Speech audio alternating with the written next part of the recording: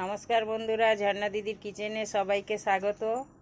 আজকের আমি বানাবো কাঁঠাল দানা আলু দিয়ে থর মাছের চচ্চড়ি। কড়া গরম হয়ে গেছে, তেল দিয়ে দিচ্ছি। তেল গরম হয়ে গেছে, 5 ফোড়ন দিয়ে দিচ্ছি। কাটা পেঁয়াজগুলো দিয়ে দিলাম। পেঁয়াজগুলো লাল লাল করে ভেজে নেব। পেঁয়াজ ভাজা হয়ে গেছে, আদা রসুন বাটাটা দিয়ে দিচ্ছি। পেঁয়াজ ভাজা হয়ে গেছে, কাঁঠাল দানা আর আলুগুলো দিয়ে দিচ্ছি।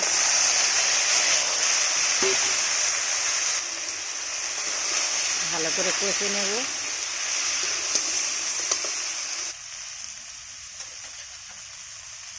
হলুদ গুঁড়ো দিয়ে দিলাম,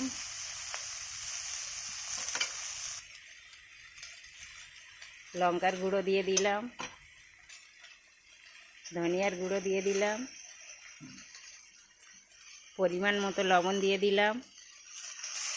মশলাগুলো দিয়ে ভালো করে কষে নেব।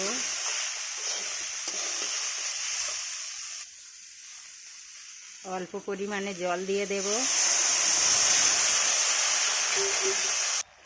আলু কাঁঠাল দানা সিদ্ধ হয়ে গেছে, এবার মাছগুলো দিয়ে দেব। আগে থেকে মাছগুলো নুন হলদি মাখিয়ে রেখেছিলাম।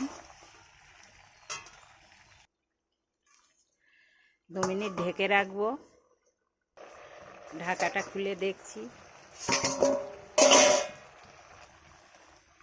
একটু উল্টো পাল্টে দেব।